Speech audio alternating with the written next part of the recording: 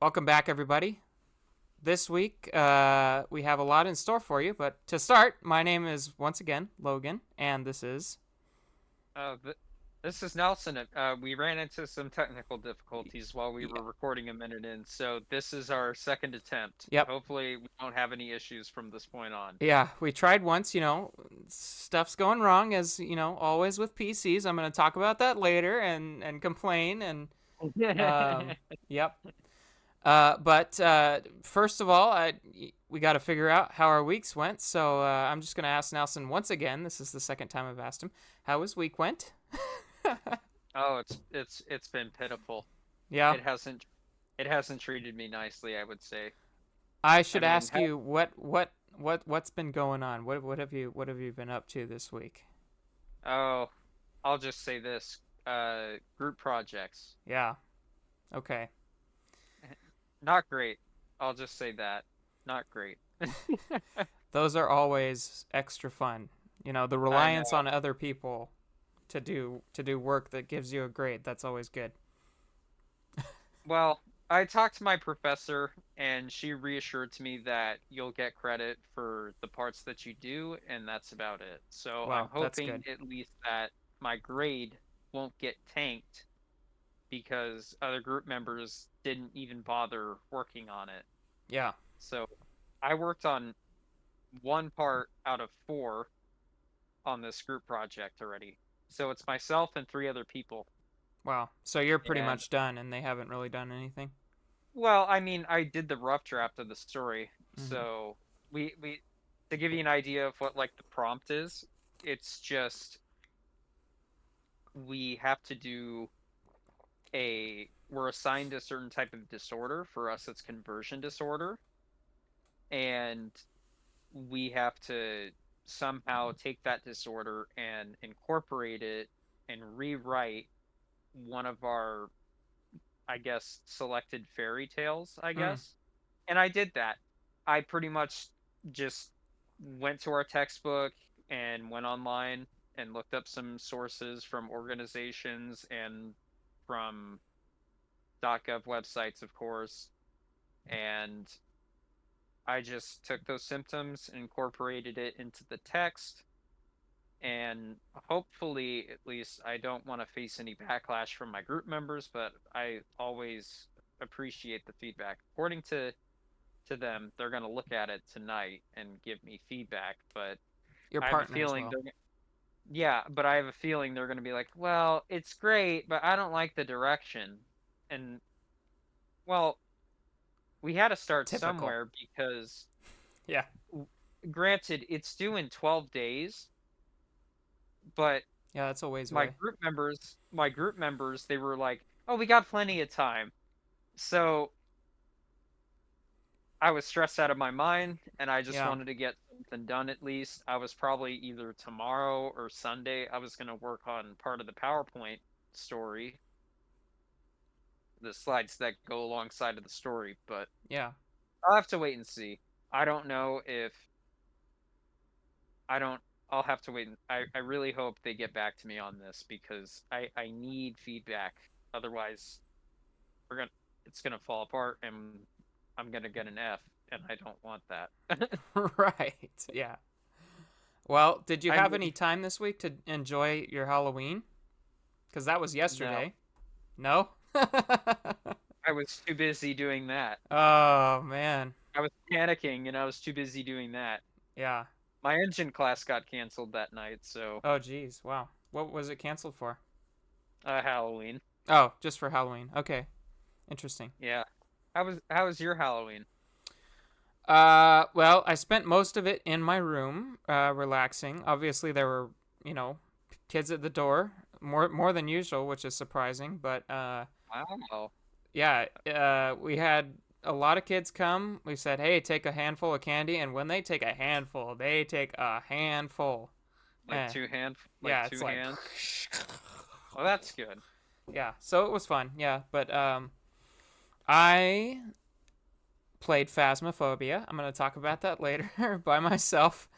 Uh, I remember you texting me this. yeah, and that was a lot of fun. So that was good. Uh, but as for my week in general, so far pretty good. I didn't do like I was pretty busy, but I had quite a bit of time to put in hours on the old Xbox, so that was good. Well, Uh, that's good.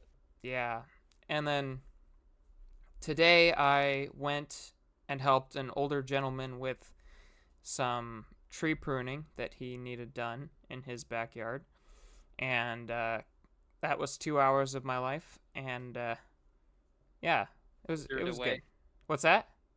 withered away. Yep. So yeah, that I mean he was 86, so he Oh, definitely somebody that could use a little bit of help. yeah. So that was the big event of today. Went out and drove to someplace new and chopped somebody's tree to bits. So that was good. Uh, let's see. Do we wanna get straight into it? Straight into our first topic. Yeah, if you want to. All I right. got nothing more to say at this point in time, so. Well, we talked a lot about Call of Duty last week. We did. Like, I talked about it for like 45 minutes straight, Yep. just going on tangents. I'm sure that was pleasant for the viewer, but Well, I promise this time I'll be a lot more monotone about it. uh, I think. Well, I played it this last week a little bit, and I played it with you quite a bit, and I gotta say it's pretty good. I I haven't played any of the campaign at all. I played only the multiplayer, and the progression is kind of nice. I wasn't expecting to like that as much as I did. Usually in these kind of games, I think you kind of don't have much progression at all. It's just kind of go around and shoot people, and that's it. But Yeah, arcade style of shooters. Well, right, the recent titles progression hasn't really been, what would you say, worth your time, yeah, essentially. mm-hmm. Because in the last 5 years since Modern Warfare 2019, they removed prestige in favor of just like a constant leveling system. Like you go from level 1 all the way up to like level 1,000. And after you hit rank 55, rank 56, 57, whereas the older titles, it used to be once you hit rank 55, you have the option to enter prestige and earn some additional rewards. And then you have to go through the leveling system again. That's what made it addicting. That's what made it so satisfying. And uh, for the viewers, if they are curious, I have now put in about 32 hours of playtime into the Wow. game. It's slowed down significantly since I took like the weekend off. But I have like 17 weapons gold already out of the 33, and Ooh. then well, there's already people that have dark matter, which is insane, but I applaud them for their dedication. Um, but so far, my experience on Black Ops 6 has been good. I do have a little bit of gripes with it, but I mean, every I'm gonna have gripes with every single Call of Duty. There is never a perfect Call of Duty. Even my favorite Call of Duty game of all time, I have gripes with. But that's just Call of Duty. That's plain old COD. But I know I spiraled, Your but biggest gripe, I assume, is with skill-based matchmaking. now it is. Yeah. It pretty much that's my biggest gripe with the skill-based matchmaking specifically. I just wish that the game would reward me for my time, and that's it. I do feel, however, now since they brought back Prestige, I'm Prestige, I think Prestige 1 level 50 now, I think. So I'm almost to Prestige 2. Um, You have to get to which is 100 to prestige, is that right? no, level 55. Oh, okay. So once you hit 55, you have the option to enter prestige and go through the ranks again. There's 10 prestiges total in the game, and then once you hit 10th prestige, you'll graduate to prestige master, and then you go from 56, 57 all the way up to level 1000. And there's like a apparently according to Treyarch, there's a big reward at the end. I'm insane enough to do it. I'm going to do it. because I'm that dumb, but I want to see it. I want to see it. I want to be one of those Well, I've people, seen some of but the rewards and they look kind of cool, right? they're really cool. I love some of the rewards. A lot of them are throwbacks to the previous Treyarch Call of Duty games. Yeah, So that's cool. See, my that's favorite. what you Oh, like to sorry. see in progression, right? It's I mean it's not that it's not just that, right?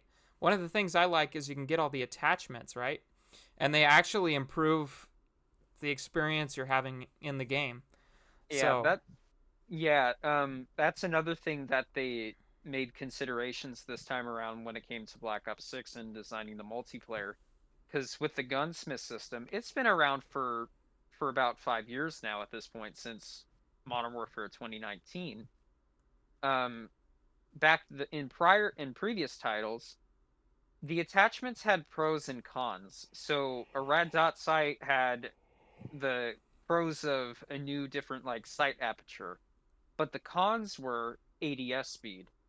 And there was like this odd trend where you would have like two pros and then four cons. oh, It was so backwards. yeah, And so what too many Treyarch decided trade-offs.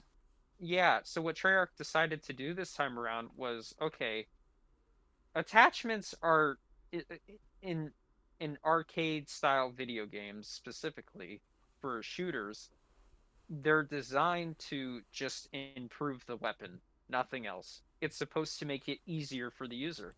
That's what the older games had, where, oh, you just put on a grip for less recoil, and that's it, or less weapon idle sway. So Yeah, they kind of reverted back to that system, which yeah. I think is good. But, anyways, I'll stop going on a rant. I know I said I wasn't going to, and then I end up doing it. No, Look where you're you good. got me. Well, you know so much about the game. It's nice to hear somebody that has good knowledge on it. Like I'm a noob still, so I don't know very much, but uh the progression is cool with the attachments, and I think the fact that you can improve your weapon and make it easier for you to use is really nice. And I figured out how to like properly adjust my settings, my controller settings. That's So good. that was a big thing, and it actually made the game playable. So that was nice. Uh, Good. I also wanted to bring up this. Um, if you look at my stream, this Yeah, is let's uh, this is some look. of Microsoft's earnings for the most recent quarter that just finished, or it finished in like September. One thing is most people are looking at this and they're like, "Oh, Call of Duty, it's boosting sales," but that's not actually the case. This is for the previous one that's not including Call of Duty, as far as I know. Um, Okay. so their revenue was 65.6 billion and increased 16%. Operating income was 30.6 billion and increased 14%. Net income was 24.7 billion and increased 11%. And I think they said something about, let's see, there was one that was Xbox specific, I almost think, So right? they had a huge substantial growth in terms of earnings. Yeah. Uh shoot, where was it? They had one that was Xbox specific and it said, here we go. Gaming revenue grew 43%, uh, and Xbox content and services revenue grew 61. Hardware revenue declined 29%. So, like Game That's odd. Pass, yeah, Game Pass is really successful, and it subscriptions to it are increasing significantly, or at least they were prior to COD's release. Um, but hardware is declining. And I'm wondering if this quarter, the one that includes COD, will boost hardware sales. Because we've been talking about, like, a lot of people have been talking about for the last 4 years, um, Xbox has been behind. PlayStations aren't selling as well as previous generations, right? So That's another surprise too. yeah, I'm wondering And if this is going to boost sales for Series X and S consoles. Um, and the other thing is, the Series X just surpassed the Series S in terms of percentages, right? So, ever so slightly more Series X consoles have been sold than Series S, which is kind of big because it's like more than twice the price at this point. well, that's odd too because my brain instantly thinks of, oh, the main console that Microsoft is selling is the Series X. Yeah. So now it's like 50-50. I mean, I guess that's kind of good because they're offering two different choices for people, but Yeah. Well, it's interesting. I think it's really interesting to see that things are increasing except for hardware sales because yeah. like I guess a lot of that would be their just Game Pass subscription. Like maybe it's old people that have Xboxes, old Xbox users, and they're subscribing to Game Pass Ultimate or whatever. Or maybe it's I don't know what it could be. Maybe it's like Fire TV stick people. Like people bought the Fire TV sticks and they're using Game Pass. Uh, I don't know how Did that they works. did they implement that already or Yeah, yeah, they have Game Pass on the Fire TV sticks or on some of them. It's only like the brand new ones that are coming out that have it. I see. You can actually buy a controller bundled with a Fire TV stick for like I don't know, 80, 70, 80 bucks or something. I don't know about that. I with latency and Yeah. the input lag, I don't know about Yeah, and that. their servers aren't perfect. No, far So, from perfect. We're not there yet. but yeah, I'm really interested to see if things are going to be boosted significantly by COD's release. Like, Well, I will say this. We mentioned about it before we started the podcast. It's kind of related to it, not really, but apparently 19% of Xfinity's traffic, like their network trafficking issues, was because of Black Ops 6. yeah, yeah, I've Let heard me see that. let me see if I could pull it up real quick. I'm wondering if let me check and I've see it. heard it's not like just Xfinity either. It's several ISPs are having issues because the increased traffic from Xbox and the Black Ops. So that's kind of cool actually. There's so many people playing the game that it's like blowing up the infrastructure. Not actually, but it's kind of interesting. Call of Duty, so according to microsoftnews.com, if I don't even know if that's Microsoft News, MSN News, I'm just going to say that. Black Ops 6 accounts for 19% of all network traffic coming up to its launch. Nearly a third of Comcast data was just Call of Duty and Thursday Night Football. Oh my gosh, that's crazy. I mean, if this doesn't Call of Duty, say what you will about the franchise, but it is still a profitable Yeah, franchise. one of the biggest. No matter how bad the games get, next to GTA 6. So, well, part of this was because, everybody was downloading it. Mm-hmm. Oh yeah, right, exactly. Yeah.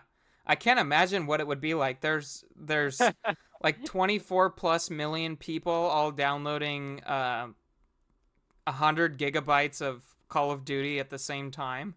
The pre-launch downloads accounted for 19% of the ISP's total network traffic, which That's includes everyone crazy. on PC, PlayStation, and Xbox downloading That's upwards of amazing. 100 gigabytes to jump in. Good grief. That is insanity. That's so cool. Oh man. So it was at least 60% bigger than last year's Modern Warfare 3. Oh wow. That's a lot. Well, and I've heard a lot of people say that Game Pass has significantly helped Call of Duty this year. I don't know how true that is, but it's most people have said it seems like so they thought that Call of Duty was going to help Game Pass subscriptions, but it turns out it's the opposite. Game Pass subscriptions have helped Call of Duty because people that would normally play Call of Duty are, they already have the Game Pass subscription, so why not just play Call of Duty? And that's exactly what I did. I've I never, heard. yeah, go ahead. Oh, sorry. No, I don't mean to interrupt. Well, I've never played a Call of Duty game before. This is the first one I've ever played, and I only played it because I have a subscription to Game Pass for 3 months. So, yeah, I wonder how many people like me there are out there that have just. I'm sure that 19% of people that got on to pre-download it, well, at least part of that portion of 19% fall into the same boat as you. I'm like almost, I'm pretty sure Yeah. the majority of people, because from what I heard at least, people were saying, is it worth to pay $70 to $100 to play this game? Absolutely not. No. But if you have a Game Pass subscription, it's definitely worth it. It's definitely worth your time to play. Yeah. Well, and people don't like when people say, "Oh, don't buy Game Pass or don't get Game Pass to play COD." I think that's sort of narrow. I mean, I guess if you're just going to play COD, it's not a good idea, but like most people that get Game Pass are not just going to play COD. No, they're casuals and they want a wide variety of games. Yeah. It's been the They don't want best to. thing for trying games. I've never experienced anything like it. I said in a few podcasts ago that I had only played like 3 or 4 games. That was all I was playing on PC, and then I switched over to Xbox, got a Game Pass subscription, and now I'm playing like 20 different games, and it's crazy. It's like it's substantially increased the number of games that I've tried, and Yeah. it's like and there's no problem with trying anything because you don't have to directly pay for it. There's no it's like a try before you buy sort of deal where you can try it now, and if you decide you like it enough, you can buy it later. Hmm. So, yeah, that's kind of the gist there with earnings and Call of Duty. Like, I'm kind of impressed with Call of Duty. I didn't think I would. I didn't see myself playing Call of Duty game really, but it's fun to play with you, and I think you have more fun too because the skill based matchmaking kind of takes into A the. little bit more lenient. It's a little bit more Yeah, lenient, I'll say. I'm pretty It's like, oh, bad, and it takes that well, into account. So you can that's pause it nice. on some occasions. Yeah, I do okay. I think my highest KD ratio has been like 1.3 or something. Not great, That but 1.3 is just fine. yeah. Well, and you do what, like 2.5 or something? Oh, no. Right now with the mastery camo grind, it's like probably on a good day, point 0.8, point 0.9. I can't even go positive because I'm doing headshot challenges. Oh my gosh, yeah, yeah. I Yeah. remember you working on some of that, and yeah, I have a favorite weapon. I don't remember what it's called. It's like this. It's a SWAT It's rifle or something. it's the SWAT 556. I already got it gold and everything. Oh my gosh, that's ridiculous. That's I have crazy. one more battle rifle to get gold. Oh man. So, Well, and this kind of like harkens back to the golden age of Xbox where it's like the 360, everybody's got the headset, everybody's got an Xbox Live subscription. They talk to each other over the headsets and they're just playing games, playing COD, playing Halo, whatever, right? So that's kind of what this reminds me of. It's just because I have Game Pass Ultimate, I can just hop on whatever game you have and play with you, and it's fantastic. And we chat and we enjoy our time, and I think that's the best part for me. That's what I enjoy, especially. So yeah. Anything else to say on COD from you? uh, I Have you played the mean, campaign at all? No, I just haven't had the time. I Yeah. would like to. I've heard news about the campaign. I will say this, I don't know if I mentioned it on the last podcast, but this is one of the longer Call of Duty campaigns from what I've heard. It can go up to like 8 or 9 hours. Yeah. So that reminds me of Black Ops 3's campaign length. Now, Black Ops 3's campaign was not great. It was good in terms of presentation, in terms of good ideas, but it was executed poorly through exposition and just straight up hiding plot points in the fast scrolling text Yep. that was found in the game Hmm. before every mission started. And also, Black Ops 3 had nothing to do with the other previous titles. This one does. So it follows the events of Black Ops 2 and Black Ops Cold War. So it's a sequel to those two games, which is great. Now, I will say this from what I've heard, Black Ops 6 is like, at least from what I heard, 70% of it, of the story, is great. It's only like the last, like only like 30% of the game just kind of chugs along. And I get it, to pad out the runtime and everything like that, but I haven't seen any cutscenes or really any gameplay of it because I want to enjoy that for myself. I Yeah. I'm a sucker for Russell Adler. I This dude is, he's just one of the coolest, one of the best new characters introduced into the Call of Duty franchise. He is the best, hands down. Yeah. So Doesn't he betray you at one point?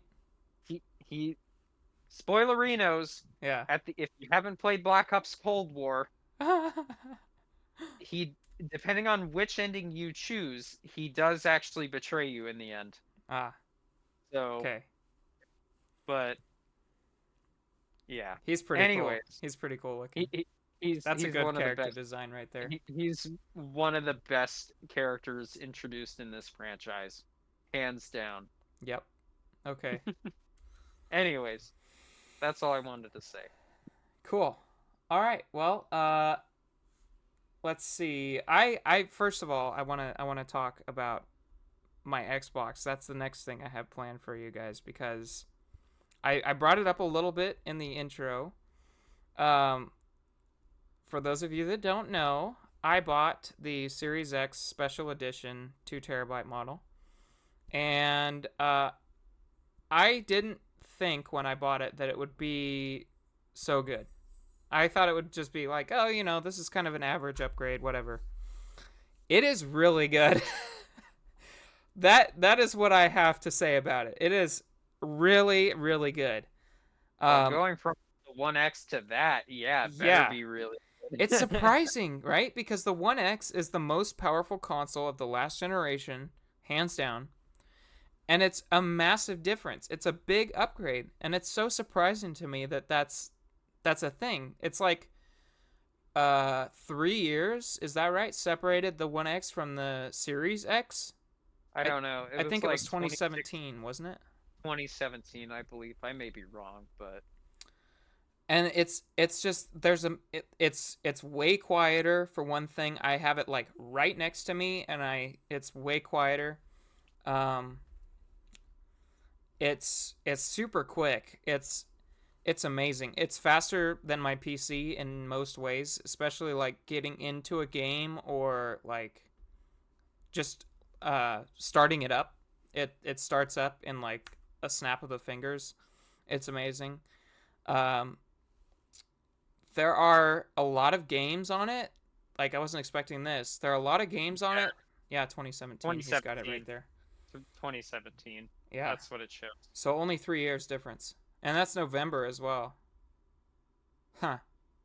Yeah, it's amazing the difference. Um, it's such a powerful console, and there are so many games on it that are not on the Xbox One. Um, it's surprising. I can't believe how good it is, especially since when it came out, I was not excited at all about it. I didn't care. I was PC pilled, if you want to say that. I was all in on PC. I didn't even consider a console because Yeah. I just thought it was a waste of time, waste of money. You know, paying the Game Pass subscription or whatever is just a disaster, I thought. But now that I've actually like I started with this series with the One X, and got the Game Pass subscription on there. I really liked it. I started playing more and more on the One X, and I basically only touch my PC to record these podcasts now. And then I was like, okay, I want to try the Series X, so I got it, and now it's like, okay, I can actually play games now. Like in I my free remember. time, I can actually play games. I don't know. Did I get my Series X before you pre-ordered that special edition, or did you pre-order it and then I got my? Yes, you got it. You got it well before I pre-ordered the special edition. That I see. I think I pre-ordered it in August. So that was a long time ago. It took I a remember you. while. I remember you asking me. You're like, how is it? What's it like?" And I said, "Oh, it's actually nice. I like it. It's a Yeah. lot better than the Xbox One. I'll Yeah. say that." Yeah. So I I mean, I played COD on it. That's where I played COD, and it it's runs where I play COD now. phenomenally on there. Almost every game I played on it has run beautifully. And it's super nice because like we've said, console is way better optimized in most cases than PC. Apart from the odd case, like I think Cyberpunk, you said, is one of the ones that was optimized first for PC and then ported over. Is that right? Yes. And then, well, another thing too, the Phasmophobia thing that you mentioned to me before we started, you said it's a lot better Yep. on console than PC. Yep. So, That's the first thing I want to bring up. I actually oh, want to show you okay. because there was a That's a good transition. yes, that's a perfect transition because there is a launch trailer and I want to show it to you. I'm gonna make sure. Yes, it is showing on here. Good, good, good. If you tune into my stream, this is the launch trailer for Phasmophobia.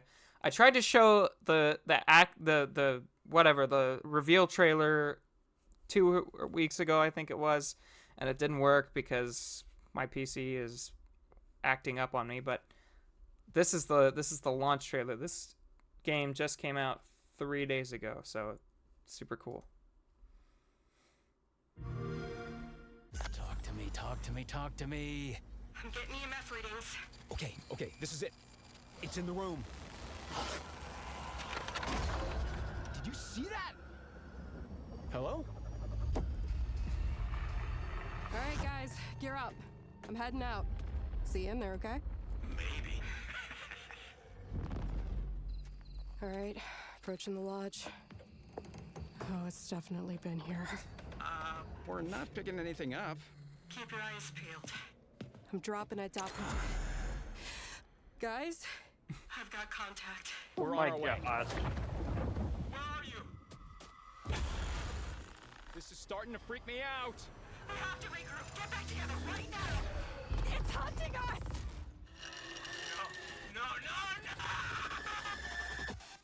No. Oh my God. What happened?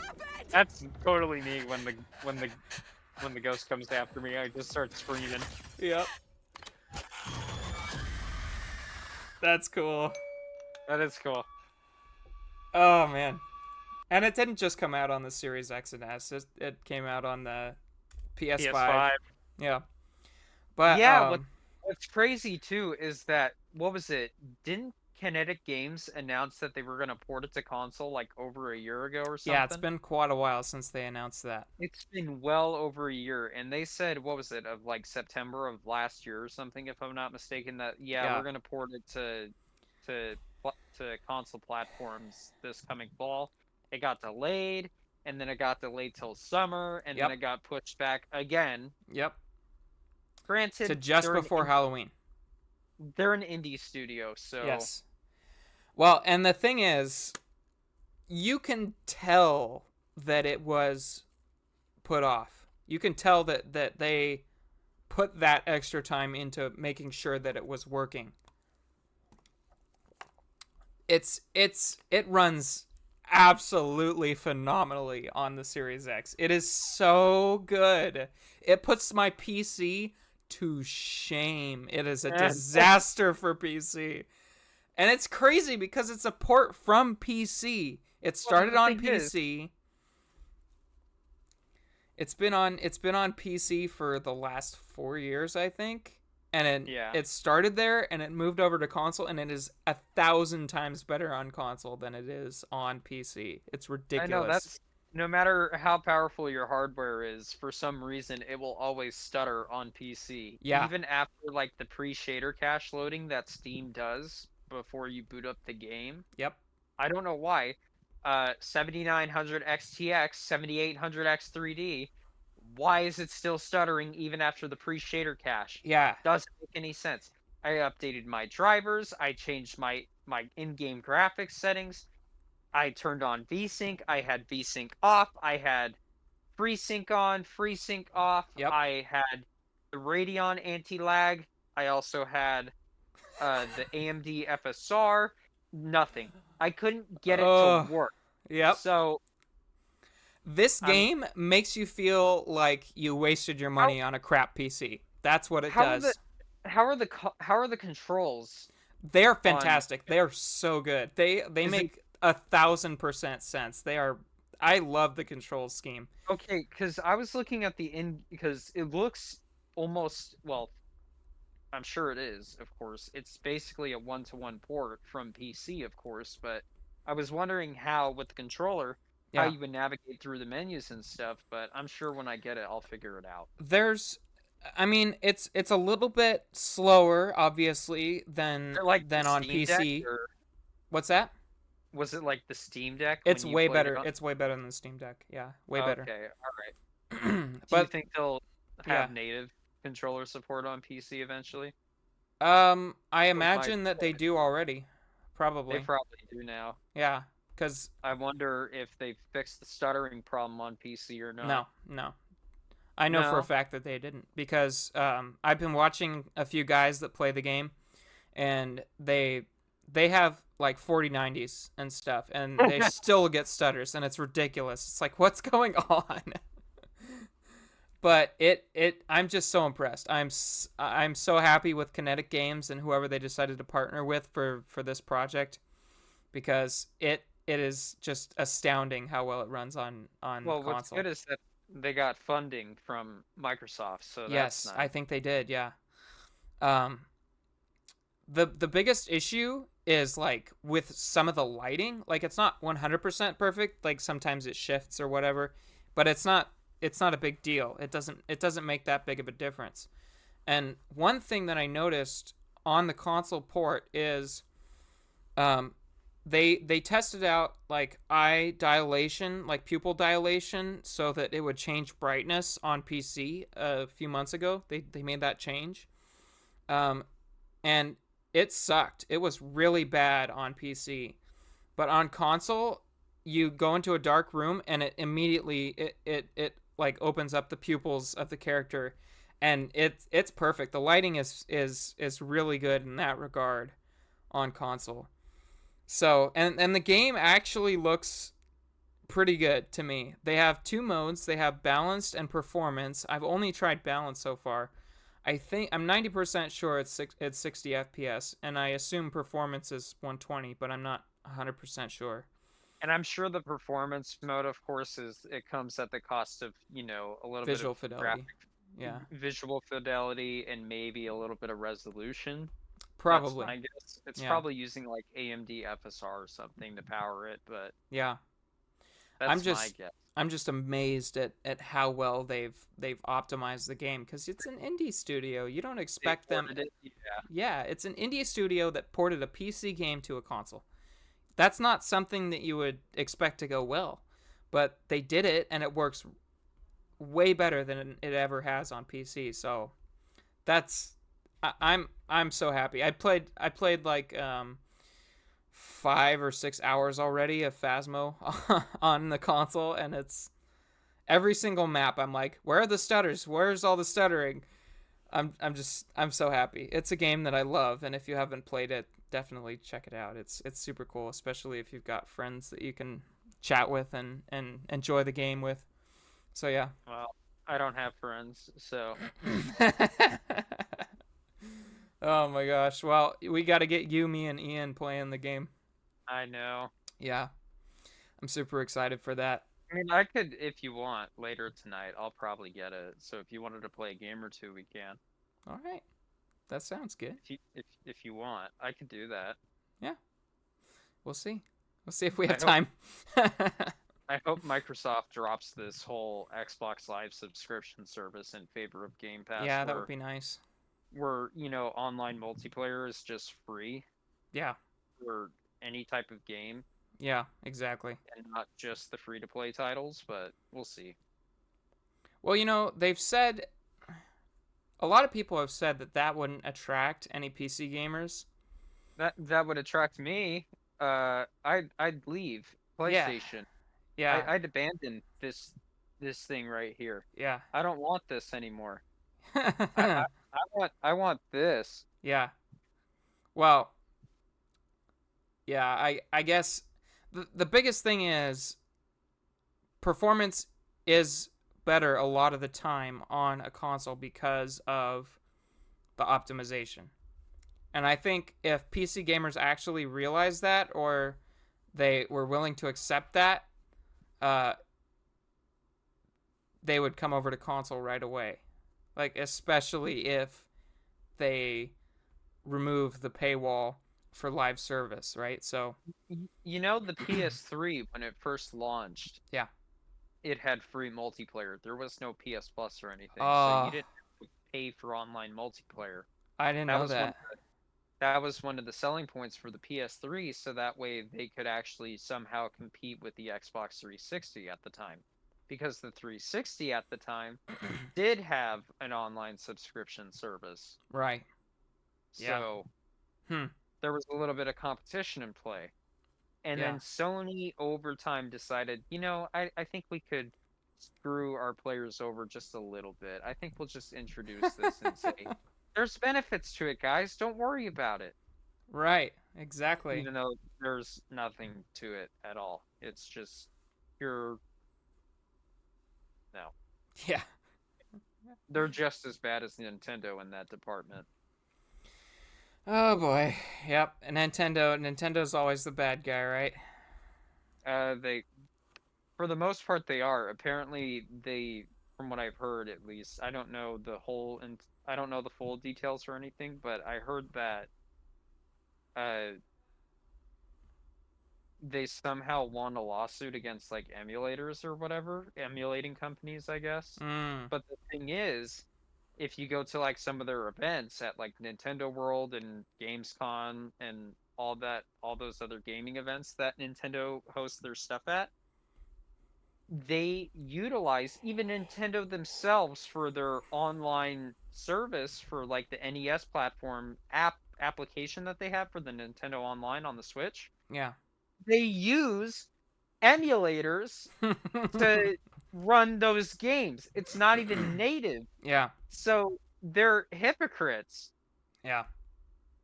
Yeah, that's Small kind of little dumb. rant, but yeah, it's dumb. Well, and then they're just teasing us now with the Switch successor, right? Like there are rumors all over the place, and they're building up hype, and they're not releasing it. If anything, Microsoft is like the only studio at this point. Microsoft Game Studios is the only department, I guess you could say, in gaming that actually preserves old titles. Yeah. Like this console could play original Xbox games. Yeah. It can. Not all of them, but quite a few. Not all of them, but they've made it to where you could play a lot of them. Yeah. Well, You and could then the thing about that is they've made as many as possible playable, right? They've said, okay, we've done every single one that we can without violating some licensing agreements. And they optimized some of them, from what I've heard. That's right. They perform better on the Series X than they ever did on the original hardware. Yeah, from what I heard, resolution increases. Surprisingly, there was some frame rate increases from what I've heard for Yep. some of the titles for Yep. like the 360 games, Mm-hmm. which is, I mean, Insane. Like, how do they do that? I mean, that's great Yeah. because then I don't have to buy a PC and hope that it's somehow on Steam. Right. Or it's like compatible with your hardware, even, right? Because Yeah, some of them you have to download emulators or backwards compatibility stuff, or like it's on a 32-bit system and you can't use it, or it's kind of a mess. Like I had to download like C++ or an environment or something on my PC to so you download. gotta download. You gotta download that stupid Microsoft C++ 2008, 2007, 2010 Yeah. Yeah. just to play a title that came out like over 15 years ago. Right. Versus the Series X where you just put in your old disc and it downloads the It game works, and it worked and it right off works. the bat. Yeah. It's just it's these tiny little frustrations because I remember what was it? There was one game that I had to. It was Fallout New Vegas. Mhm. I could not for the life of me get the game running, and for some reason it was because I did not have a certain Microsoft DirectX version installed. You'd think they would just have these installed, right? Like it would say, "Oh, the game needs this. Would you like to install it?" Yeah. And then I'd click yes. But it's just one of the turning off points for me whenever playing PC games specifically is that you have to use. You know it's bad, like a game gets poorly optimized when you have to use mods to fix it. Yeah, exactly. Yeah. Yeah, there's no mods necessary whatsoever for No. Xbox games on the Series S or Series X. Um, Oh, that's another thing too from what I this was a couple months ago as well. mhm. Little side note, but I don't know if you remember, but when Starfield came out last year in September, Yeah. people were complaining about the frame rate. They were like, "You guys, it's a Series X console and the best thing that you offer is 30 FPS? Seriously?" Cuz 60 FPS then was the standard and now we're going back to 30. Yeah. But apparently Bethesda they put out a patch and you have the option now to play the game at 60 FPS at the cost of some visual fidelity. Yeah. So I applaud them. I applaud Bethesda in that department that they actually, I don't know, got off of their duff and actually did something about it for once. I'm still waiting on Elder Scrolls 6. Guys, it's been 6 years. Actually, 7, I think, at this point. What are you doing? Yeah. It's been over 10 years since Skyrim came out. It it's been what, 13 years, I think. I'm pretty sure. Yeah, people have said that Bethesda fans are like they They will enjoy accept pain or something, like they're they will masochists. they will accept anything that they put out. Any type of garbage. Call me a hypocrite because I play Call of Duty. Yeah, I'll play the newest COD game even if I know it's bad, but it has a winning formula. Whereas the Bethesda titles, they think that they deserve some type of nomination at the Game Awards. They don't deserve anything. They don't. Well, there are already talks of a Starfield 2. Oh gosh, just Yep. do Elder Scrolls. I think from what I know, at least according to a Lex Fridman podcast, according to Todd Howard, he said that after Starfield comes out, we are going to make our transitions into developing Elder Scrolls 6. Mm. Guys, it's been such a long time. Where are we going to get GTA 6 before Elder Scrolls 6 or what? I think we are. I actually do think that. Yeah. That's crazy for me to think. Yeah, that is pretty whack. That's yeah. Anyways, that's it. Yeah, I don't. so the moral of that story is our impressions of the Series X are amazing. Like super great console. Would recommend, like, especially PC gamers. Like if you are frustrated with your PC and you're having all sorts of issues with it like we have, Go buy a Series X, Guys, and your life will be much better. guys, it's not the hardware. I'm sorry, Yeah. it's not. Yep. I have done everything right. I've watched Blurbusters, YouTube guides, and We don't have everything. defective hardware either. We don't. We've done our research. We've built our PCs from the ground up. We Yep. know what we're doing. We know what we bought, and Yep. it's ridiculous. I'm so sick of these Redditors who think that we're complete. Yeah, Nelson's got a bargain build going on. No, he doesn't. No, It's I a don't top have of the line build that costs you like Dude, what, almost $3,000 or a, something. a NASA PC can't even run Phasmophobia properly. I Yeah. know that. Oh my gosh. Yes. Oh, that's crazy. It's giving me Cyberpunk 2077 launch flashbacks because I remember all these Redditors were thinking that, yeah, your build is pretty average, but it's nothing compared to mine because mine actually runs the game as intended. That's what You just need ah, you just need to upgrade your hardware. that's one thing I don't like about the PC gaming community. It's always an Guys, arms race. Like with it's with the poorly consoles. optimized. Yeah, It's exactly.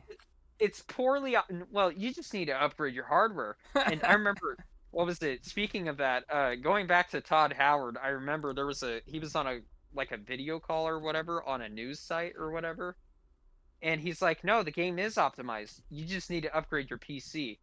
Like, dude, we've seen the system Ah, requirements. Don't gaslight us. We know exactly what you're on about. I You're know. no better. You're no better than CD Projekt Red in that department.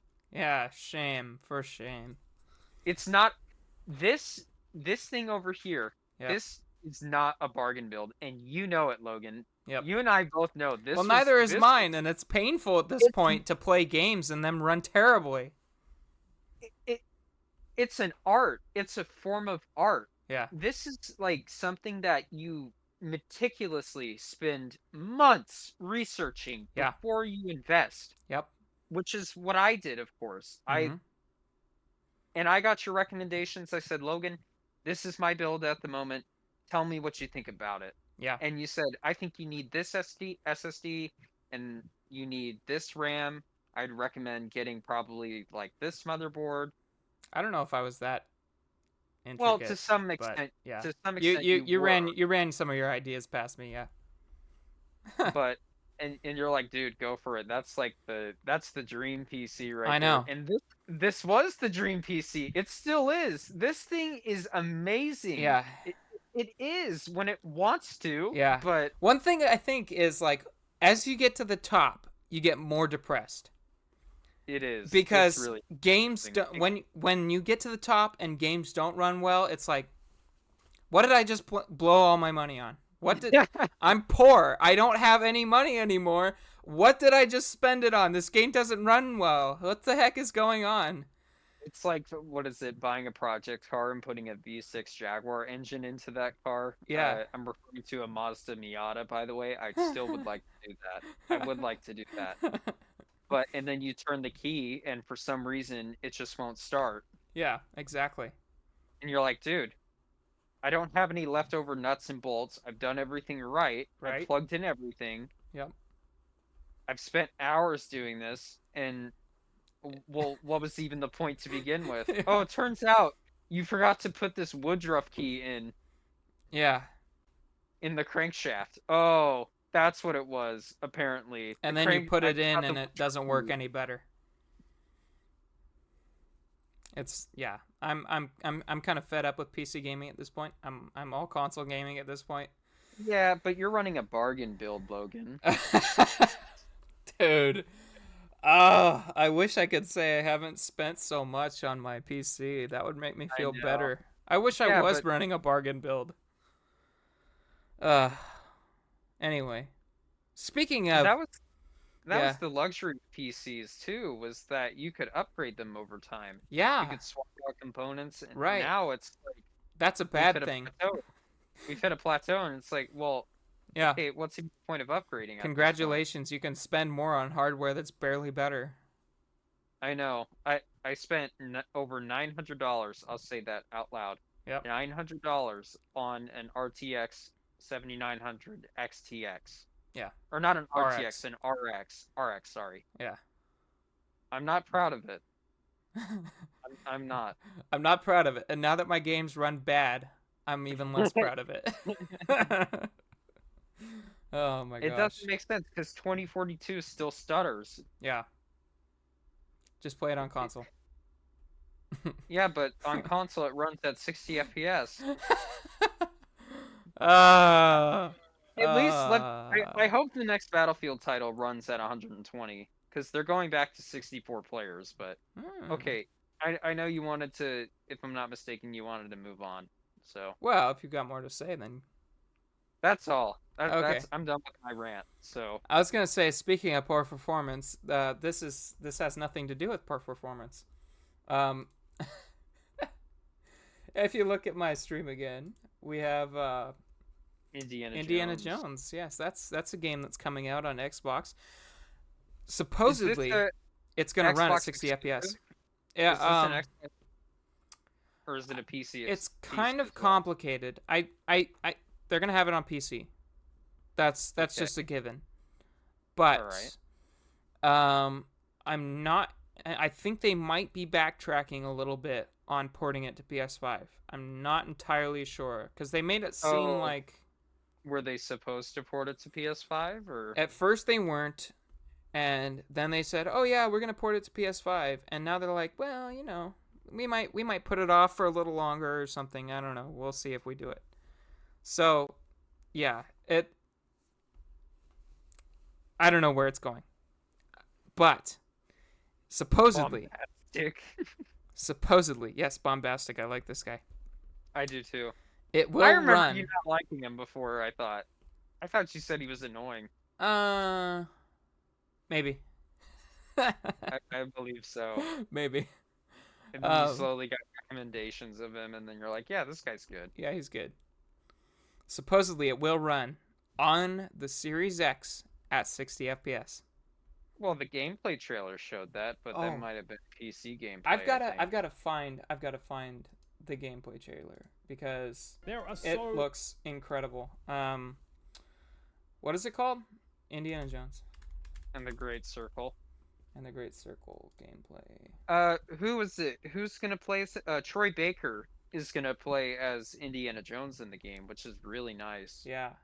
He actually has a really good voice. By the way, to prove that I'm a diehard Call of Duty fan, by the way, he voiced one of the main characters in Call of Duty Advanced Warfare. You played as him in Advanced Warfare Interesting.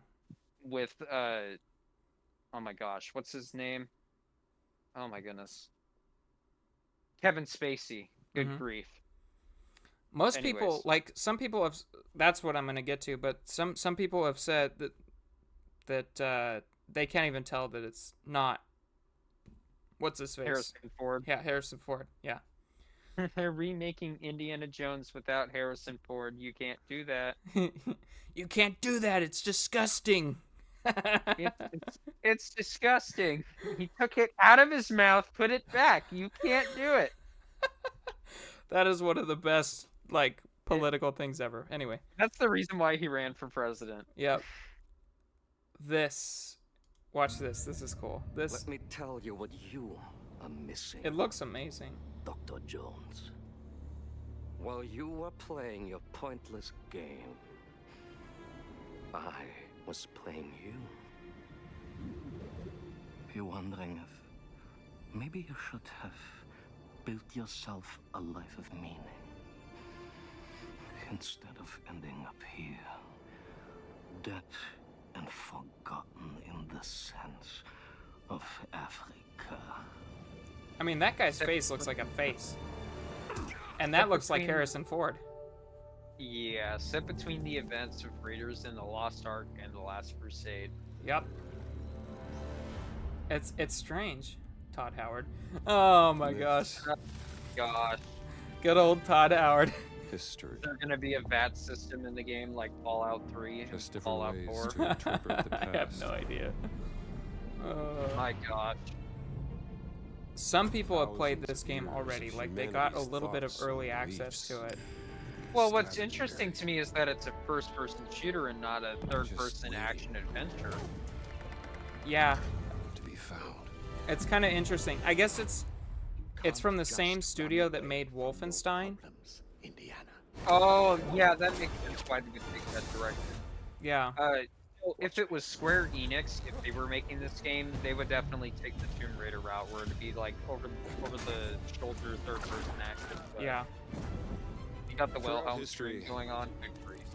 This game is gonna run at 60 Mankind has built FPS. sites Look of at how good it looks. great spiritual I wonder if significance. Look at that. If you were to draw I wonder a if line George through these Lucas ancient really had sites any around the involvement with this. You get I a know perfectly Disney, for aligned certain, circle. obviously had a lot of involvement when it came to this, but Yeah. I don't know. I don't know. If anything, this might be better than the movie. I've had run-ins with Yeah, these guys a before. lot of people have high hopes because Trust the me. last two movies It from ain't a walk Indiana in the Jones park. have been Okay, then. kind of Let's see bad. if you can keep up. 4 What do you was mean if I- okay. Isn't 4 the one that was like it took place in like 2000? What was it? It was like the year 2000. The Crystal Skull one and the most recent one, a lot of people have not liked very much. Patron This of looks the so good. fallen like the angels. lighting and the texture, texture the of face looks really solid. This might be green some of the best The human great modeling, period. It looks really good. It was this one, Indiana Jones: The Kingdom of the Crystal Skull. This is the You have one, any by idea the how way. old that was? Here, can you pause this real quick? Yeah. Sorry. Kingdom of the Crystal Skull. Fun little history fact for you. We could also talk about that real quick as well. Granted, gaming news is over. Well, it actually isn't, but gosh, I'm all over the place. But Black Ops 6 Nuketown came out, of course, and this kind of relates to it. But Kingdom of the Crystal Skull, the nuke scene. Yeah. So if you look at this town here, this came out 2 years before Black Ops 1 came out. Black Ops 1's Nuketown was inspired by Indiana Jones' Kingdom of the Crystal Skull. Oh, interesting. Let me see. I'll let you play that while I find a YouTube clip of it. Well, I just had a little bombastic clip that I wanted to show. It's some of his impressions, I think. Combat, which we haven't really seen too much of in previous trailers and footage. Now, I think it's fair to say that combat at times definitely looks a little bit clunky, but that kind of fits into Indy's way of fighting. He's not really a skilled fighter. He's kind of just a bit of a brawler. He throws his fists around and hopes for the best. Now, there are a lot of melee weapons to pick up, including Throws the bottle baseball at him. bats, bottles, you name it, sticks, other things in the environment. And you can also throw these either at enemies or as a distraction that'll make a noise that will distract your enemy. In this sense, the stealth gameplay is kind of similar to what we've seen in a lot of other first-person stealth style games. You throw the thing, you go over, you take him out from behind. It's nothing that fresh. It just has an indie skin on it, which I guess is kind of part of what That was makes it brutal. fun. You can also only carry one melee weapon this is at funny. any time, and you can't put it in a holster or anything like that. Or maybe You not just this one. There carry was it one and where, use it. like- And there are also a bunch Dude, of that's janky Bethesda right there. Go back to that. Back it up for a second. This. That's yeah. anytime, That's and you can't super. put it in a That's holster or anything Bethesda like right that. You there, just 100%. carry it and use it. And there are also a bunch of They make it sound like it's really reminiscent of Indiana Oh, Jones the movies. MP38, the MP38 trencher. Yeah. Or the MP18, I think, from Battlefield 1. Similar to it, at least. Right, and like you have only So a set amount of gun. ammo, right? Yeah. And you can shoot, get rid of all the ammo, and then you like turn around the gun and smack people with it, and then your gun breaks. So Oh my god. they make it seem like it's really reminiscent of the movies themselves. Here, let's see what you got for us. So, let me pan over to. But as you can see, there's the figures. I mean, this is Nuketown from Black Ops 1. You could Oh, see yeah. the parallels. I'll pull up definitely. some images of the new Nuketown that came out. But Black Ops 1 was heavily inspired from this. 100%. Yeah. I mean, the houses,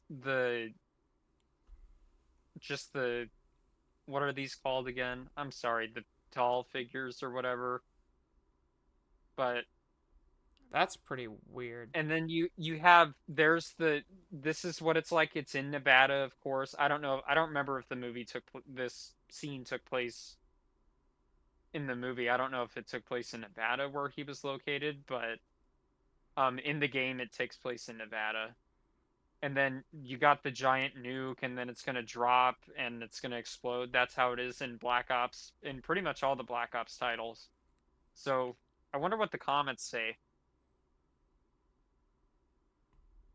Filled with mannequins before being nuked literally would be a terrifying way to go. Hmm.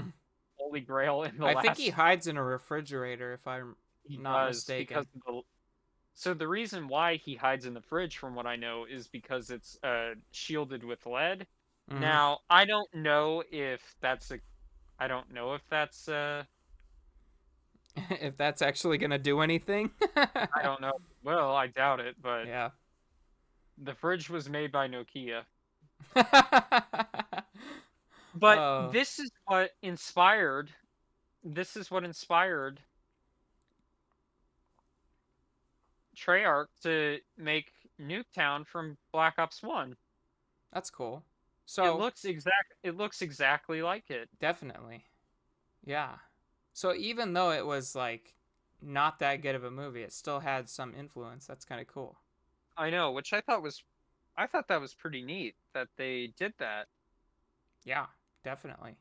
Here's the new Nuketown, and it looks beautiful. Yeah, this just launched recently, didn't it? It just came out today. Oh It's wow. gorgeous. This is Ooh, the that is best. cool. This is the best Nuketown we've gotten in a long time. Yeah. That's the map overview. It's pretty much a 1-to-1 remake of the original Black Ops 1 Nuketown. Wow. It's beautiful. That's gorgeous. And then if you look, open image in new tab. If you look, you can see the tower up here. Oh, In the so distance. that's cool.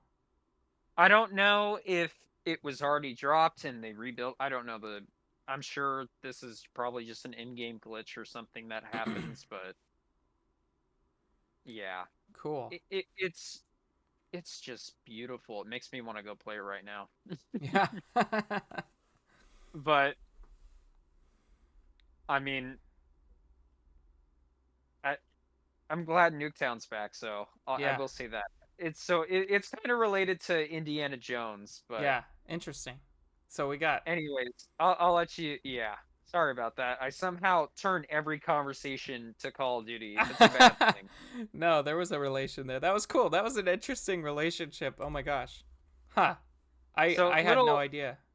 Just a little bit of history for you, I guess you will, in terms of like entertainment. Yeah. So it's weird how a movie like this, of course, that didn't perform all that well by audiences and I guess you could say critics to some extent. Yeah.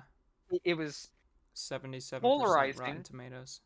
It was polarizing to a lot of people, but it inspired Treyarch to say, let's take that little thing right there and let's just put that into our game. Boom, you got one of the best multiplayer maps of all time in gaming history. Yeah. That's cool. Crazy. Yeah. Nice. Well, I gotta say I'm pretty excited for trying that map. That's cool. But also like If you want to play it, right? We could play it after this. If you want. That's up to you. Yeah. I'm also excited for Indiana Jones. Like that's coming day one to Game Pass also. And of course you're gonna play it. It looks like it's gonna be a heck of a lot of fun. Stealth based kind of game, and they had one where like he had a crowbar or something and he stuck it between the guy's legs and pulled, which was kind of like horrible. But oh my gosh. It was cool, and like some of the animations are cool. Like he's like really throwing the punches, and yeah, I'm kind of excited for that game, and I can't believe that it's gonna run at 60 FPS. That's ridiculous at that visual fidelity. Star Wars Outlaws was the false messiah, Logan. I know.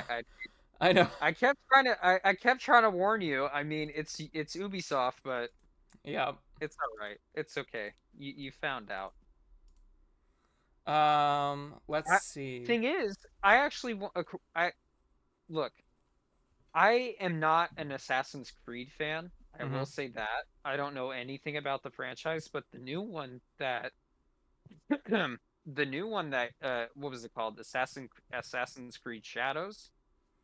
That one there was like a lot of controversy surrounding it because for some reason I guess one of the main characters I guess is black, but the thing is if you look at the Japanese history, there was actually a black Japanese samurai back then. Hmm. And I don't know, I don't mean to bring up politics or anything, but it makes me wonder, okay, are they trying to cater to certain audiences? I think diversity is great when it's utilized properly. I think that all kinds of, I welcome it because I want to learn about different cultures from different groups of people, but Yeah. if it's like a check off the box type of thing where it's like, oh, this person has this skin color, they have this race, Yeah. and they have this ethnicity, Right. When they make it more then about the it, color, it's kind of like what? it feels forced, Yeah. if you know what I mean. Yeah. But this new one, Assassin's Creed Shadows, at least, Ubisoft said, oh, we worked with a lot of Japanese developers, and I'm thinking, okay, well, I mean, that's diversity done right, in my opinion, to some extent. So they're actually, caring about the history because this game apparently is actually based off of historical events. Mm. They may have fictionalized certain parts of it to suit the gameplay, Yeah. which I'm fine with, but I mean, it got delayed till February, but it looks really cool. Yeah. You didn't even and look, to all the people, to all the race baiters and everything like that, you don't have to play as the black person if you really don't want to. It doesn't matter. It really it's stupid. I'm sorry, but I I don't understand, the types of people that solely focus on certain types of diversity quotas, if you get what I mean. And you could probably infer what my political beliefs are, but and everything, but I despise the left and right just as equally, and these small groups of people that tr- just trump over one another and Yeah. everything, if you know what I mean. Yeah. It's frustrating because you as a gamer, you just want to sit down and have fun. That's all you want. You don't Right. even care about. Look, Concord was a failure because the character designs were unappealing and awful. Yeah. I'm sorry, it just was. Concord was a complete failure because of that. It's a disgusting looking game. It's ugly. The characters are ugly in that game. Yeah. Let's see if I can find a picture. Like, it's the most unappealing game I've ever seen. It looks disgusting. The color palette is terrible. Look, I don't mean to disrespect the developers or anything, but from what I heard, the studio shut down as well that developed it. So Yeah.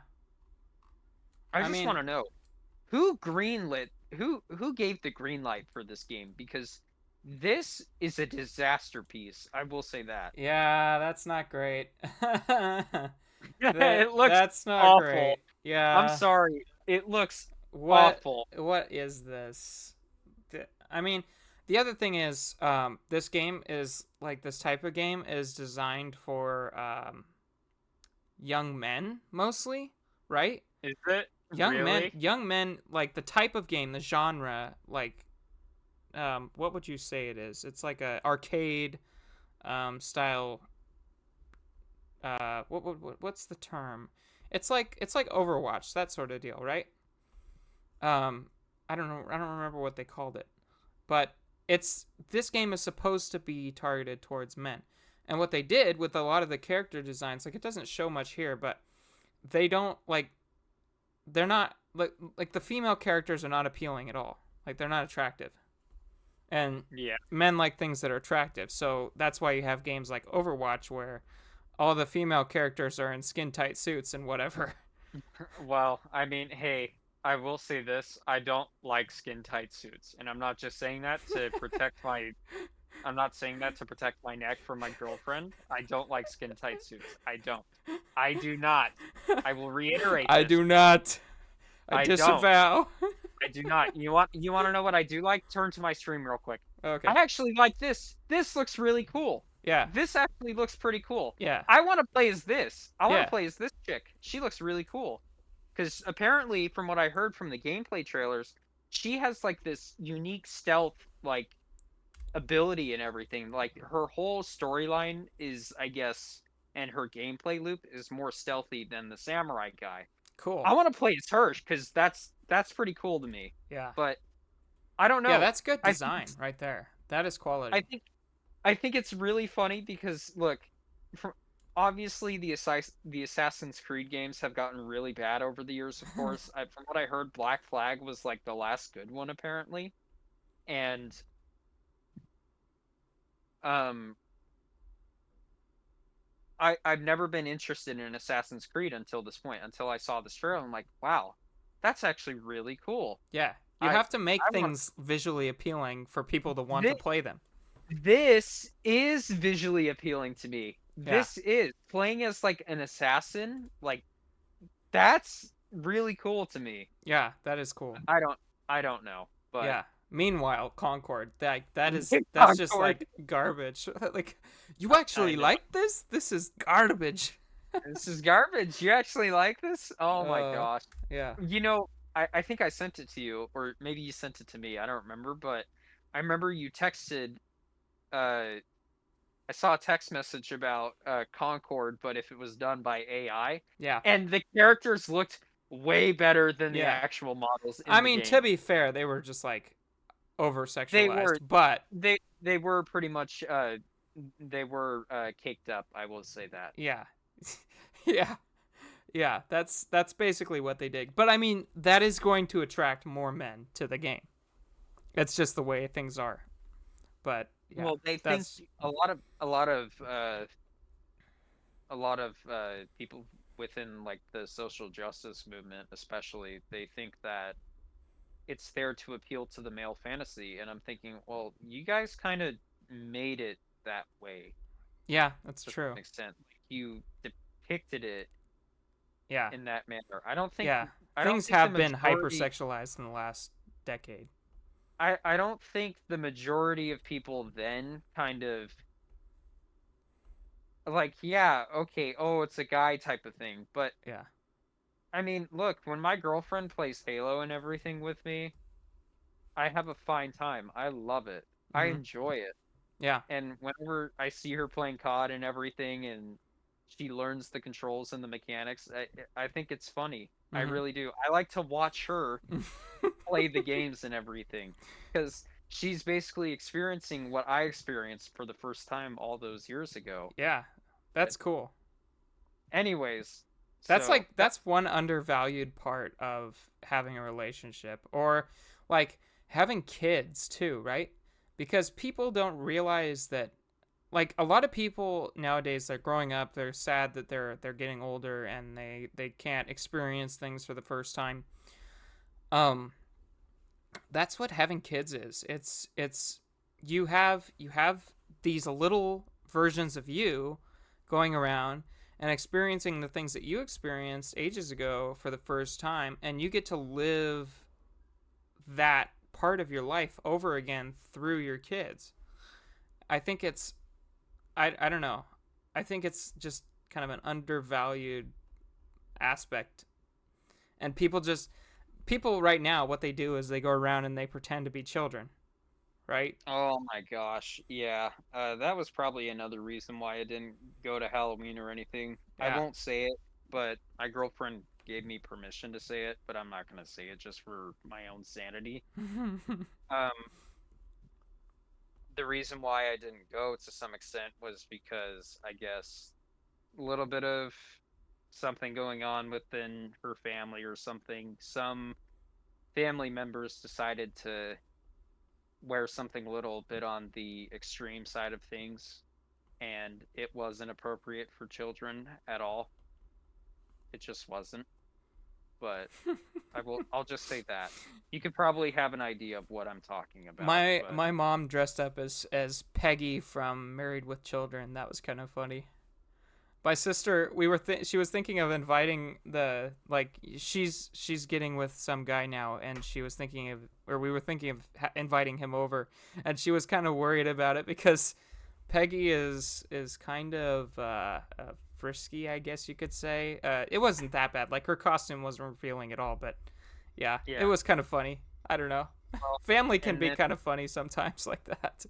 Well, and then if you wanted to, we could segue into it. But Trump dressed up as a garbage man. Yes, let's do our disclaimer because I think we'll move right into politics from here. Yeah, I think so. I think it's a good switch now at this point. Same disclaimer as always. If you're turned off by politics, the stuff we have for today is not extreme, I don't think, but it's more or less just, I would say, lighthearted. It's kind of funny. Yeah, mostly reporting, some lighthearted, kind of funny stuff. It made me laugh a lot. Yeah, if you don't like politics at all, feel free to leave. We appreciate you being here for this, everything prior. So thank you and goodbye, I guess. If you want to skip to the outro, that's a possibility as well. Yep. There's no value at the outro, but yeah. Sure. I mean, whatever. Politics starts now. Okay. Yes, the first thing, Trump dressed as a garbage man. I mean, he called Biden apparently called all the Republicans garbage. Yeah, that was uncharacteristic of Joe Biden, I would say. Wasn't that in response though to? There was like a kind of racist joke or whatever that was made. So from what I've heard, and I've seen I saw a Trump clip of it today on my phone. Yeah. I wish I had the link. I would pull it up right now, but. What I saw from that video was Trump said, "I don't know who that guy was. I have nothing to do with him, and I don't want anything to do with him." Whatever he said was, a little bit on the edge, and it wasn't appropriate for the political rally that I was hosting. That's what he said. To be fair, though, it's a comedian. It was a comedian. That's another thing, too. His campaign advisors, whoever thought it was a good idea to bring Tony from the Kill Tony show onto there, they should have either they knew beforehand who he was, of course. Well, obviously you would have to know who he was to bring him on, but I don't think that was a good idea to bring him onto to make that joke. I mean, look, it's a lighthearted joke, and even the Puerto Ricans who responded to that, they said, "Yeah, we got a huge garbage problem that's surrounding our island at the moment." They do, apparently. So yeah. Well, I think the main moral of that story is it's a comedian. He's telling a joke. Comedian. He's telling a joke. We shouldn't get all worked up about jokes. Right? And Tony, from what I know at least, Tony is someone who does, of course, since he is a comedian, he is someone who really does not care all that much about what people say and think, especially towards him. And that's how his mind operates. That's why he's a successful person. That's why he's so popular, because he hosts a show, like a podcast show, I guess you could say, called The Kill Tony Show, or Kill Tony Podcast. And he has, certain comedians on, and then he also has potential new comedian candidates. And sorry, they all poke fun at each other for like 2 hours straight. Mm-hmm. Yeah. But yeah, he's a comedian. Yeah. I don't know what the advisors were thinking on that, but well, I mean, jokes are good.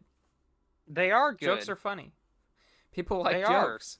There's plenty of reason to invite a comedian on. And if he makes a racist joke, no one should take it seriously because it's a joke. I know, yeah.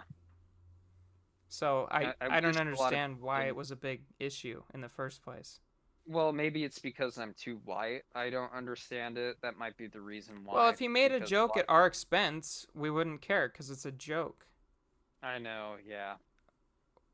Like,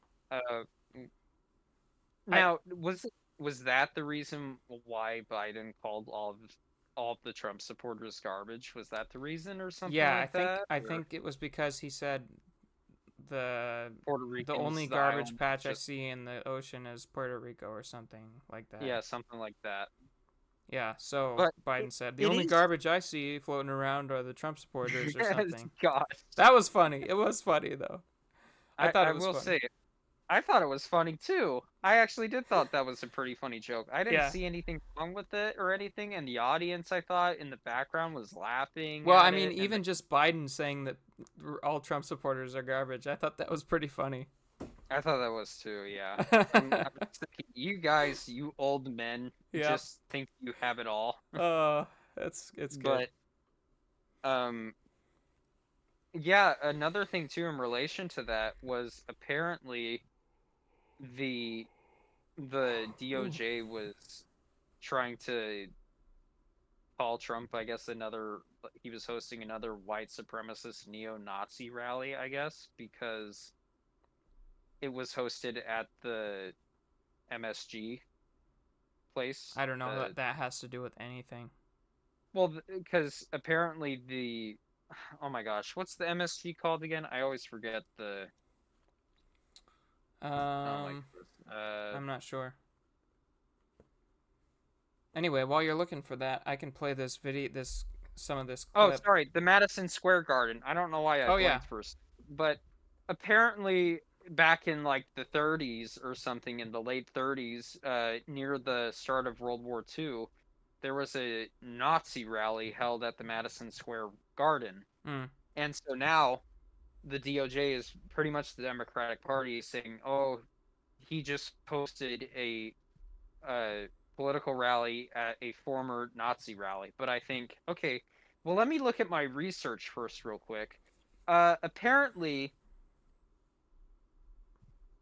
Theodore Roosevelt, or not Theodore, Franklin D. Roosevelt hosted a political campaign there. John F. Kennedy also hosted some type of political campaign there. Bill Clinton hosted another. Yeah, so the point is, it doesn't matter. It doesn't matter. It's just stupid argument. It's nonsense, is what it is. Yeah. So the fact that everybody's making a fuss about it is ridiculous. And call me a hypocrite. I mean, I'm making a fuss about it right now, but when you have your head so far up your own, and you can only see one side of things, I'm sorry, you're nothing but a lost cause. You're a sheep. You are. Mm-hmm. And the wolves are the party leaders. Yeah, 100%. So, anyways. I just have to say that whenever I hear MSG, all I can think of is monosodium glutamate, which is like what they put in food to make it delicious. That was the first. Monosodium glutamate. There it is. That's the first search result. Oh I had, my gosh, I'm such a nerd. Why do I know the abbreviated? Meaning in New York. And the thing is, my mom told me twice already. Like, it means Madison Square Garden. Yeah, I couldn't tell you that it was Madison Square Garden because my brain's just like monosodium glutamate. Anyway, let's show some of this because it's kind of funny. Let's see. This beautiful driver, and he drove that big thing up. And I said, he's talking about the garbage truck. Now I have all the cameras are all watching. Look at all the fake news. They were most of them.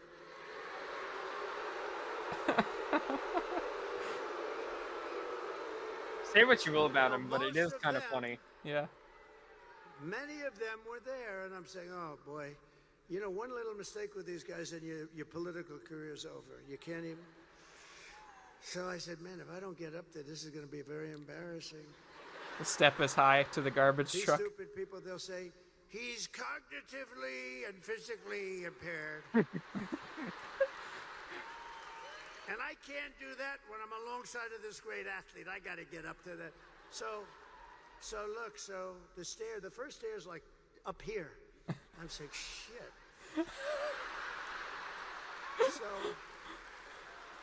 So I had the adrenaline going, and I made it.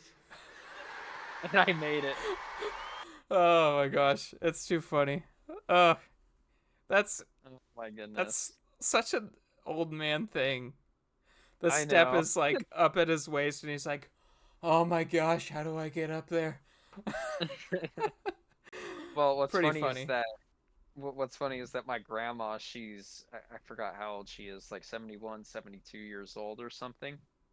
And she drives like the big 18-wheeler trucks, and the steps are high. Yeah. And she's shorter than me. She's like 4'11". Oh my gosh. Yeah. And she used to, well, she used to drive a, what was it? It was like an 18 gear stick shift or something like that. Oh yeah. 18 speeds, Yeah. which is nuts. Yeah. But she could do it like a pro. She was probably, if not one of the best stick shift drivers I've ever seen. That's amazing. That's cool. Well, that is until she went to driving automatic because her truck decided to give out on her at this point. Ah, dang. Yeah. But anyways, Yeah. It's funny to see him in the in the getup. He's like, I didn't want to do it. I didn't want to wear it, but then they told me I looked thin, I and looked that did into it. Yeah. And that sold it for me. Oh my gosh, he's pretty he had funny. he had to buy into it because of all the McDonald's he was eating the other week. Yeah. That's what he had to do. He had to. Well, and it's interesting. He decided to be pretty honest about this whole garbage thing. He Like, called us garbage. That's not nice. yeah. But he's like, I didn't come up with the driving a garbage truck idea. We only drove like 2 feet. I didn't want to wear I didn't want to wear the vest. And they made me like it's kind of funny how he like owned up to not being the one behind all those ideas. That's kind of funny. Speaking of Trump, what do we have here? Oh, this is Vance. Let's scoot this one over. He was on Joe Rogan. He was Joe Rogan. We talked about this Terrific guy. a little bit before. The podcast came out just before Joe Rogan published. I know, it came out like the day after the podcast came out. Yeah. So that's good. Oh my gosh, do you see how many views it has? Well, the thing is, it probably would have had more views by now Yeah. if YouTube didn't censor it. Yeah, they suppressed it. And in fact, you still can't find it directly if you type Trump Rogan like I did up there. You have to go to his channel and then find the video. Yeah, which so is just insane. They're still trying to censor it. Yeah. I can't believe that. And it has 43 million views. Let's see. Well, here's the thing. I was able to search it up on Spotify and I could find it. Yeah. I don't know. I just typed in I just looked at Joe Rogan podcast channel on Spotify and I could just find it there, but yeah. I think it is much more possible to find it on Spotify than it is on YouTube. But isn't this like one of his most viewed podcasts? Yeah, I've got it right here. It's the second most viewed podcast on his YouTube channel. 43 million. First? Joe Rogan Experience, Bob Lazar, I guess, and Jeremy Corbell. I haven't watched that one. 62 million views. I don't watch Joe Rogan very much. Well, I mean, I kind of do because, all right, well, there's none of my favorite content creators are making videos at this time, so I'll usually just go on to Joe Rogan in the background and listen to it for like 3 to 4 hours. Yeah. It's so nice. I love it. And that's what it kind of inspired, me to talk to you and say, hey, would you like to do this thing? As just a way of having an excuse to talk to each other and talk about the things that we like and what's been going on in the world. Well, and this is crazy, right? We kind of struggle to make it to like hour and a half, 2 hour territory. This is 3 hours long. I know.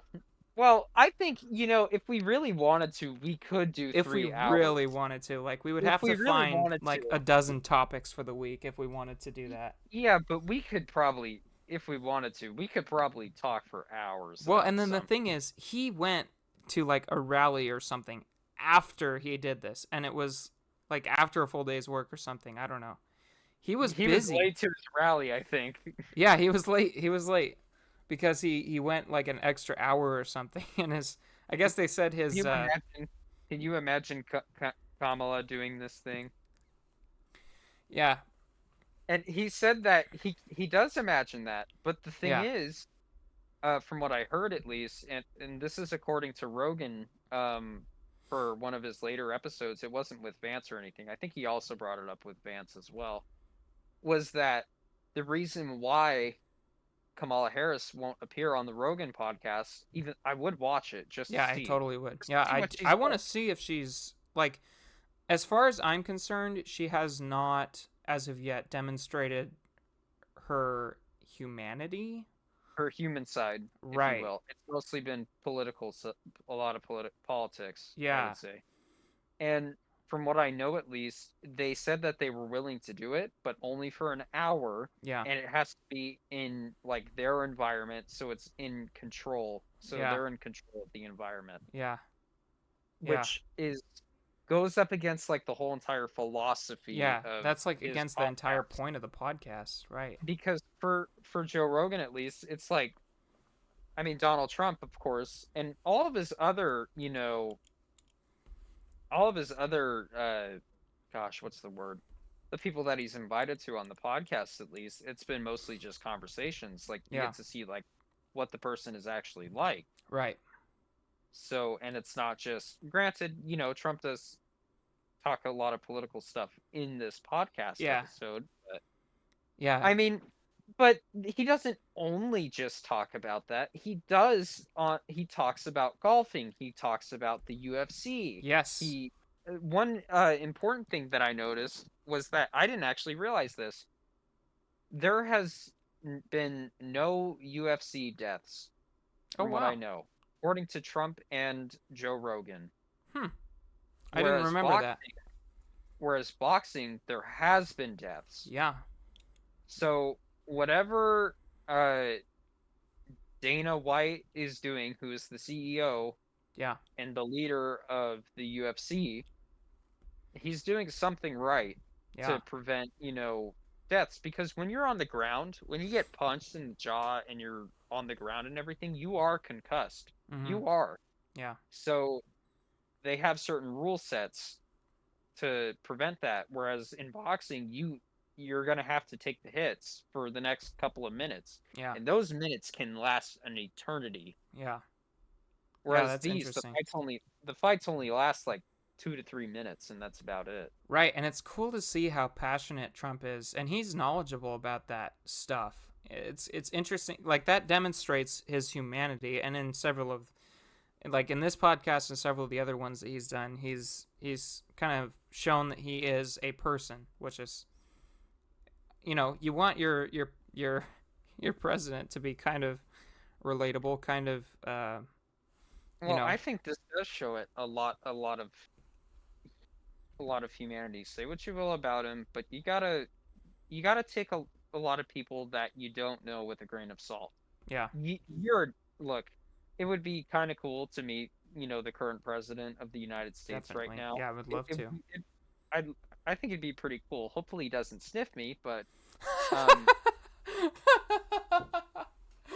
Oh my gosh. Oh no. anyway, um but it'd be Uh, kind of nice to actually meet the president of the United States. That'd be pretty cool, I would say. yeah. Yeah, definitely. What was it? My mom, I may butcher this really badly, but I forgot what it was, like seventh or eighth grade. She got actually an invitation to meet the Ronald Reagan Oh wow. during his presidency. She Whoa. had the opportunity. I don't remember what the full story was. Mom, if you're watching this, I know that you are.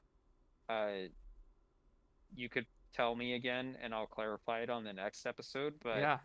she had the opportunity to go meet him, but like she got the invitation, Mhm. she just didn't have the time, from what I Wow. know, from what I remember at least. That's crazy. But yeah, I mean, my mom was this close to meeting a U.S. president. That's amazing. And it's like he's just one guy, right? He is, yeah. In like 300 million or however many US citizens there are. I think it's like 350, Yeah. around there, 350, 360, around at least U.S. citizens. Yeah. Well, and this podcast, I think, shows that he is a guy. He's just like, he's doing golf. He's passionate about it. He likes watching the UFC. He's like, I could never do that. I don't want to get punched in the face. It's funny. But, you know, in this podcast, he's kind of slippery. He gets off topic a lot, and he wants to shift it away, but he somehow brings it back. Yeah, he can bring to it some back. extent. Yeah. He can. Yeah. And the fact that he can talk for 3 hours, I think, shows that he's not in cognitive peril, right? Well, it makes me. Well, I remember on that podcast, he's like, "Can you imagine Kamala doing this?" Yeah. And even though Rogan does say, "I do imagine that," Yeah. I do, and I think that too to some extent. I think Kamala could do it. Yeah. I think she could if she really wanted to, but I don't think she wants the American people to see that humanistic side of her. Yeah. Like authentically. Strange to me. It is strange. I mean, but huh? Maybe she's afraid she'll laugh. I don't know. She does laugh when she gets nervous. I will say that. Yeah. Yeah. One guy that's not slippery is JD Vance. I know he is. This man, look. I will say this. I'll inject a little bit of a opinion, I guess. Fair warning, audience. You may have some ideas of me and what type of person I am. Yeah. During high school, one of my English teachers made us write some type of assignment. I disagreed with it entirely. Mm-hmm. And he was one of the people that I originally did not like. And what he stood for and what he thought of back then. That was like 2014, 2015. So times have clearly changed. Yeah. And my respect for this guy right here, it has gone up significantly. Yeah. And I'm curious about what it is. Like, his goals and aspirations seem, you know, like his interests are within the American people. Right. So I think that's a good trait to have. I really do. Yeah. So I don't know why it's not between him and Tim Walz. I think if anything, they're the ones that should be running for office. I agree. Yeah. But I mean, to be fair, like Trump he has the deal making aspect. He does. I think he is really capable when it comes to dealing with foreign leaders like Putin and Oh, I think a lot of people don't give him credit for that. And yeah. I'm looking at this from a non-biased perspective. I want to clarify that because well, I hope I'm achieving that. I probably already failed at it, but honestly, I don't care at this point. It's hard. It's hard. It is hard because, you know, you don't want to come off as someone that is on the right or wrong side of history for some reason, but yeah, but that is one thing that I would applaud Donald Trump for doing, is that we did not get into any more wars during his presidency. He's a solid negotiator. That's his biggest strength, I think. That was good. And because he's a businessman. Yeah. And I think that ties in well to that, what was it, the video that your dad sent to us, where it was like the whole X-Men analysis. I thought that was pretty cool. I thought that was a really cool watch. But... Yeah. If you're not familiar with that, Jordan Peterson did a analysis of Trump and he did the team a that he's psychoanalysis. built. Yeah. And I thought that was interesting. I mean, and Vance is, I'll go back to Vance, of course. Yeah. He is a really good talker. He is someone who is able to formulate his thoughts into words coherently, perfectly. Yeah, on the fly. He is I mean, you can see I'm butchering my own I think in this podcast he demonstrates that really, really well. He, like, Joel asked him a question and he writes like that, comes up with an answer. He's really good at that. Yeah. He does this all the time, though. Yeah. At least whenever I see him on camera and everything. Right. And one thing I like about him is he's really straightforward, on topic, and he doesn't He does veer answer the like Trump questions. does. He does answer the questions. He doesn't Yeah. get off topic. Right. If he's asked a tough question, he'll either will say, "I'm say, not sure, "I I'll don't." look into that," or he'll say, "Yeah," or he'll say, he'll come up with a good answer for it. He'll figure out some of the, like, he came up with stories, like he remembered stories, and those are always really good for making a point. Just during his chat with Rogan, he's like, he's in the middle of some thoughts, and then he goes, "Oh wait, let me tell you a story, because this is good for demonstrating what I want to get across to you." And the story applied to what he had to say. Like it was good. So many people can't do that. It's so easy to get off topic and bring up some example that has nothing to do with anything, right? So that's one thing that I find especially impressive about Vance. I don't know if you haven't watched this one. Like, this has 10 million views. That's pretty good for a vice president. Vice presidential candidate, in fact. Yeah. Yeah, if you haven't watched this one or the Trump one, I would say, yeah, especially like if you live in the United States and you don't know who these people are and you want to see more of them, because that's really what we should be doing. We shouldn't be closing ourselves off from one side, like avoiding any coverage of the Democrats or the Republicans or whatever. We should be doing our best to expose ourselves to as much of each side as possible, so we can figure out who's the best choice. That seems like common sense to me. Yeah. So, that's the last thing I have. I don't know how far we are. Let's see. I don't know. How far am I? Oh, hour 46. That's pretty good. Yeah, I think that's good. Yeah. Well, let's see. I guess that's it. If you that went by quick. Yeah, that was fast. It's almost 10 It always o'clock. goes fast for us, of course. I mean, Yeah. when your life is falling apart as you speak, it Yep. That's your dictates you. favorite new saying, when life things go fast when life is falling apart. That is one of my favorite sayings. I will say that. Oh my gosh. Well, Another one of my favorite sayings, I will say this, if we wanted to, we could talk about this on the podcast next time, but the whole it's kind of related to politics, if you will, but just like the culture that was surrounding the events of Chernobyl oh yeah. and like the USSR and the Soviet state, there was, of course, a lot of, suppression from the Soviet state and the government. So He watched I the don't know. Chernobyl show. I did, and it was a really good show. And I think it would be something worth talking about on the Yeah. podcast eventually. But I forgot what my main point was. But what I do know is that, oh, it was my favorite quote. It's another one of my favorite quotes, and it's from that show specifically.